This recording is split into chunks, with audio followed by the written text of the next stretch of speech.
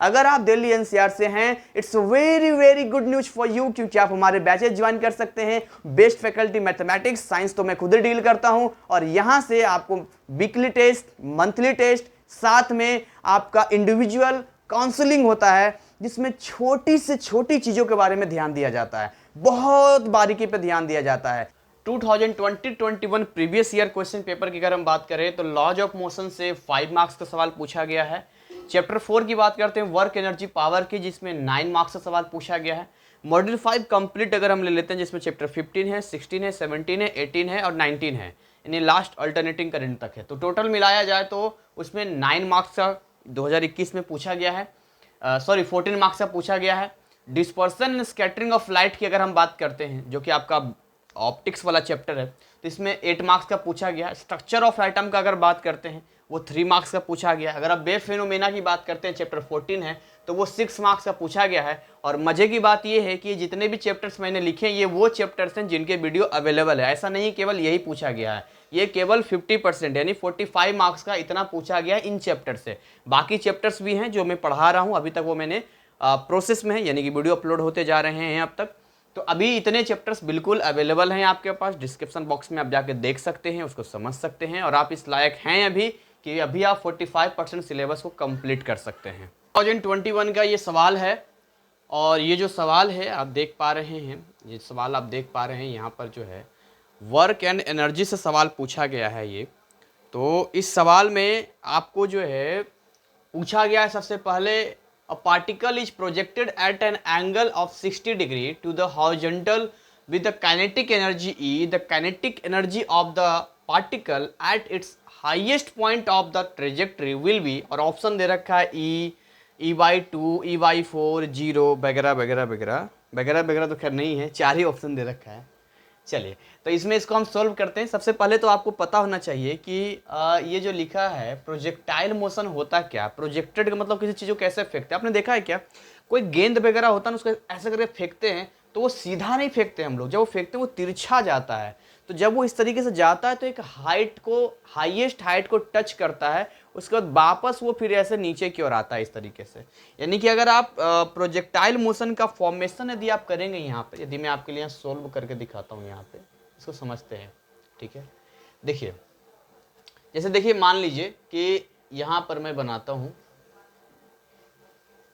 कुछ इस तरह से बनाता हूँ। यहाँ से मान के चलिए कि इस तरीके से किसी ऑब्जेक्ट को ऐसे करके ऐसे फेंका गया, किसी भी ऑब्जेक्ट को, इसको प्रोजेक्टाइल पाथ कहते हैं, ट्रेजेक्ट्री कहते हैं इसको।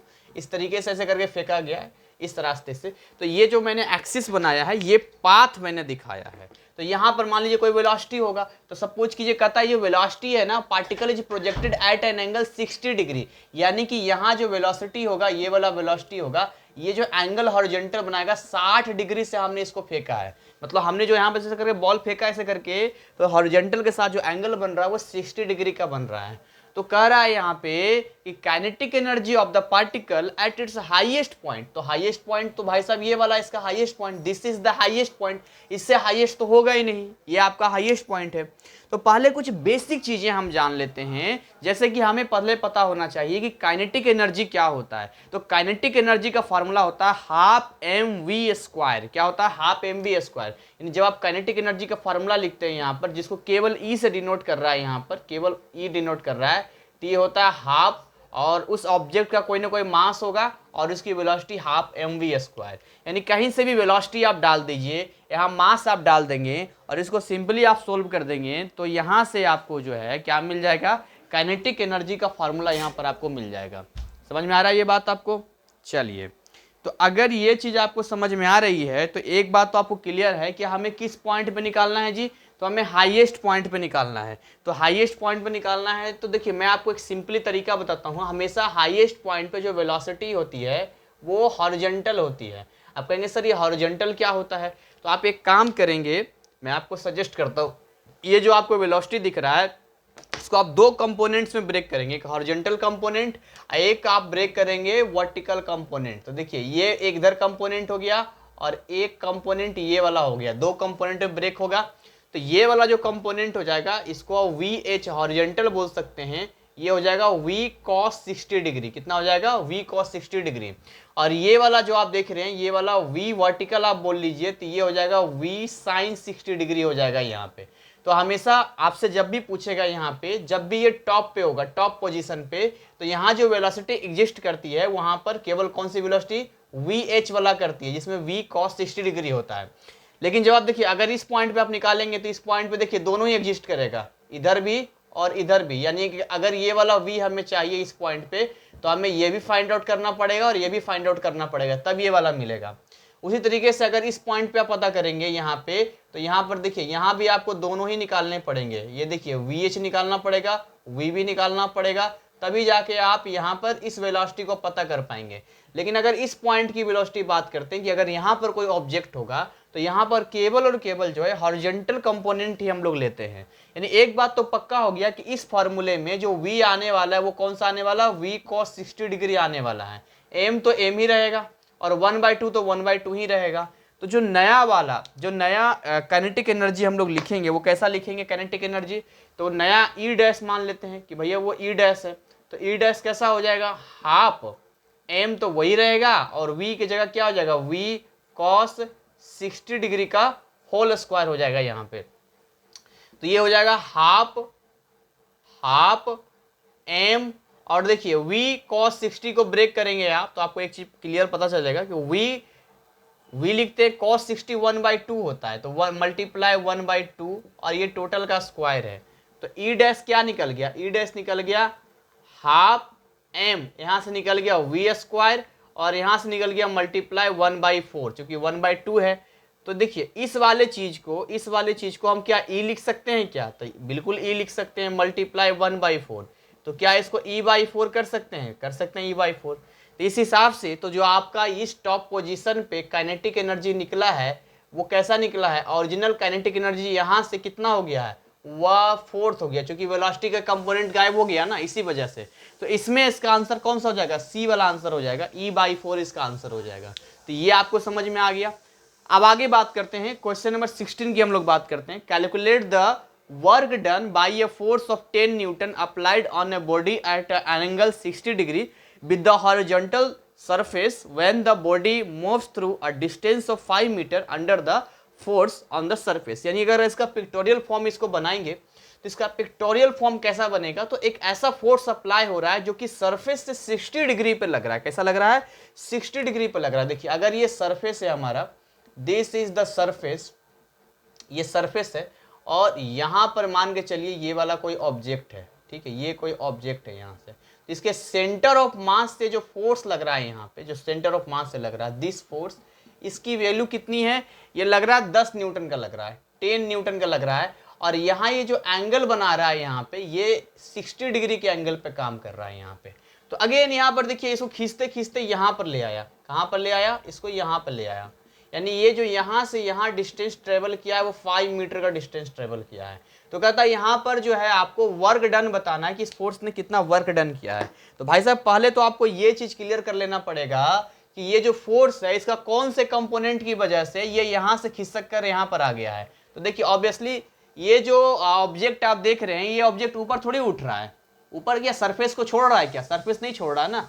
तो इस फोर्स का दो कंपोनेंट है, एक ये कंपोनेंट टूटेगा और एक ये कंपोनेंट टूटेगा इधर की ओर। सपोज करते हैं ये वाला कंपोनेंट Fx मान लेते हैं और ये वाला Fy मान लेते हैं। तो हमें Fy से मतलब थोड़ी ना है, हम तो Fy लगाते तो ऊपर उठ जाता, ऊपर तो उठ नहीं रहा है, तो खाली Fx से मतलब। और Fx कैसे निकलेगा यहाँ पर? तो सिंपली F cos 60 डिग्री ऐसे निकलता है ना, F cos 60 डिग्री, और Fy क्या हो जाएगा? F sin 60 डिग्री, दो एंगल ब्रेक करेगा। तो यहाँ जो हमारा फोर्स है वो क्या है? F cos 60 डिग्री यहाँ पर है। और हम जानते हैं कि जो वर्क डन होता है W का फॉर्मूला होता है वो F इंटू एस होता है। बोलिए F इंटू एस होता है कि नहीं होता है? यहाँ पर एस दे रखा है, चाहे तो आप पहले से लिख लीजिए। देखिए F कितना हो गया यहाँ पर? यहाँ F हो गया आपका, मान के चलिए यहाँ F डैश निकालते, F डैश कितना हो गया? या F निकाल लीजिए, तो ये हो जाएगा 10 cos 60 डिग्री, तो ये हो जाएगा 10 मल्टीप्लाई 1/2, 2 5 काट दिया, यानी F आ गया 5 न्यूटन। तो 5 न्यूटन कंपोनेंट इधर ब्रेक कर रहा है जो कि इसको खींच रहा है इधर की ओर।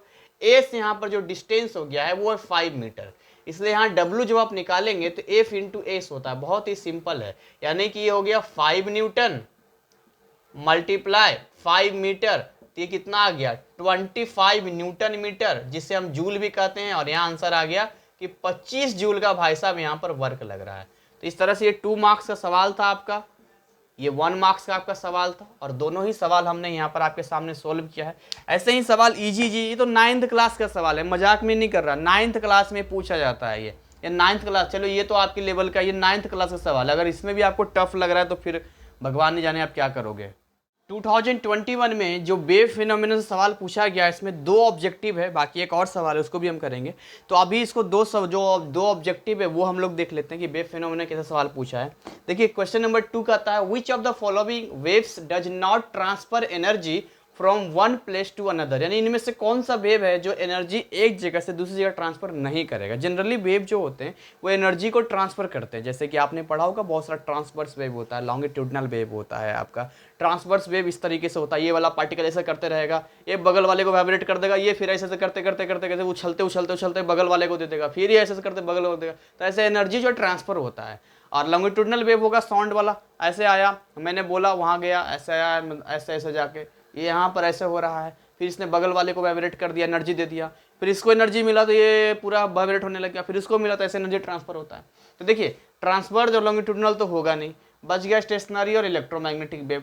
अब इलेक्ट्रोमैग्नेटिक वेव में तो देखिए लाइट भी आता है, तो लाइट एनर्जी लेके चलता है, लाइट में तो एनर्जी होता है, light is a form of energy, तो बच गया केवल स्टेशनरी वेव। यानी करेक्ट आंसर की बात करें तो स्टेशनरी वेव आपका आंसर है। ऐसा क्यों होता है कि स्टेशनरी वेव ही इसका, देखिए समझिए स्टेशनरी वेव क्या होता है कि जैसे मान के चलिए यहाँ पर कोई आदमी खड़ा है, ठीक है, यहाँ पर कोई खड़ा है, इसके हाथों में जो है मान के चलिए इसने अपने हाथों में एक ऐसे ये जो है एक रस्सा पकड़ रखा है, और इधर से जो है एक आदमी इधर खड़ा है, ठीक है, एक आदमी इधर खड़ा है, इस तरह से इधर खड़ा है, और ये भी अपने हाथों में है एक रस्सा पकड़ रखा है। तो इन दोनों ने जो रस्सा पकड़ रखा है ना, मैं रस्से को बना देता हूँ, देखिए ये इन दोनों ने जो है इस तरह से एक इस तरह से एक आप समझिए एक रस्सी पकड़ रखा है कोई भी। अब देखिए एक ही साथ में दोनों को बोला जाएगा, दोनों को बोला जाएगा कि ये वाला ऐसे करेगा तो उसी टाइम इसको भी ऐसे कर देना है, दोनों को कर देना है। तो यहाँ जो वेव क्रिएट होगा, इसके द्वारा अगर वेव क्रिएट होगा तो ये कुछ इस तरीके से वेव क्रिएट होगा, ऐसा वेव क्रिएट होगा। लेकिन अगर उसी टाइम ये भी कर देगा तो ये एक वेव ऐसा क्रिएट हो जाएगा, फिर इस तरीके से वेव क्रिएट होगा। हालांकि ये थोड़ा सा सही नहीं बन रहा है, लेकिन मैं आपको बताता हूँ ये एक्चुअली बनेगा कैसा। देखिए ये ऐसा बनेगा, ये कुछ इस तरीके से बनेगा।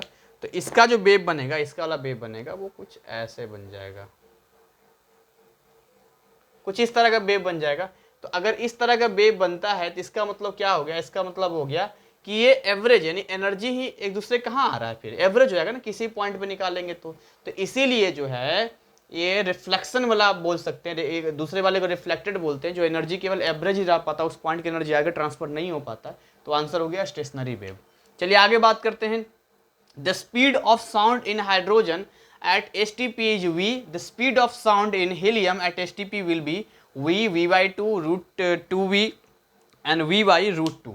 तो ऐसे कंडीशन में देखिए मैं आपको बताता हूँ स्पीड ऑफ साउंड जो भी होता है वो कुछ फैक्टर्स पर डिपेंड करता है, इसमें डेंसिटी भी होता है। यानी जो स्पीड ऑफ साउंड होता है वो इनवर्सली प्रोपोर्शनल होता है अंडर रूट रो, रो मतलब डेंसिटी। तो डेंसिटी क्या होता है जी, तो डेंसिटी क्या होता है, मास बटे वॉल्यूम होता है। क्या होता है, मास बटे वॉल्यूम होता है। यहाँ पर आप मास के लिए यहाँ मोलर मास इस्तेमाल या एटॉमिक मास यूज कर सकते हैं यहाँ पे। तो देखिए अगर हाइड्रोजन की केस में निकालेंगे, यानी कि अगर आप हाइड्रोजन का निकालते हैं, सिंपली हाइड्रोजन का निकालते हैं, तो देखिए मान के चलते हैं कि ये वी हाइड्रोजन का हम लोग ले रहे हैं, तो ये क्या हो जाएगा 1 अपॉन अंडर रूट किसका ले लेंगे, ये रो हाइड्रोजन का ले लेंगे H, ठीक है, H ले लेंगे, हाइड्रोजन का ले लेंगे। और अगर आप मान के चलिए V डैश ले रहे हैं हीलियम का, तो ये क्या हो जाएगा 1 upon under root rho HE, helium का ले लिया यहाँ पे।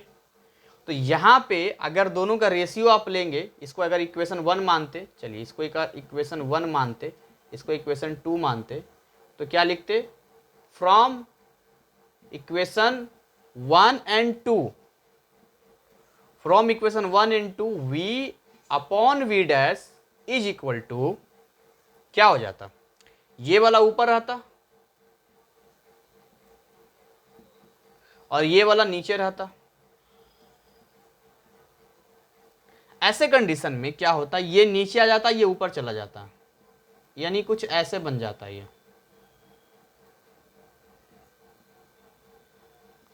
अब आप जानते हैं कि क्या होता है मास बटे वॉल्यूम। अगर वॉल्यूम सेम लिया जाए, यहाँ पर सेम वॉल्यूम पे काम किया जाए, तो आप देखेंगे वॉल्यूम वॉल्यूम कट जाएगा यहाँ पर। क्यों वॉल्यूम कट जाएगा, देखिए मैं आपको यहाँ सोल्व करके दिखाता हूँ प्रॉपर्ली।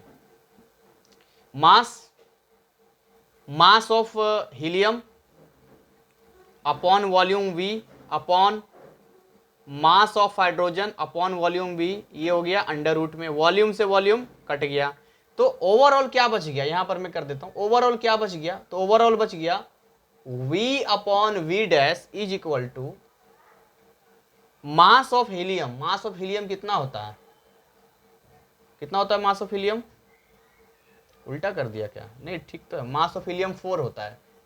और ये वाला हाइड्रोजन कितना हो गया, हाइड्रोजन 2 होता है।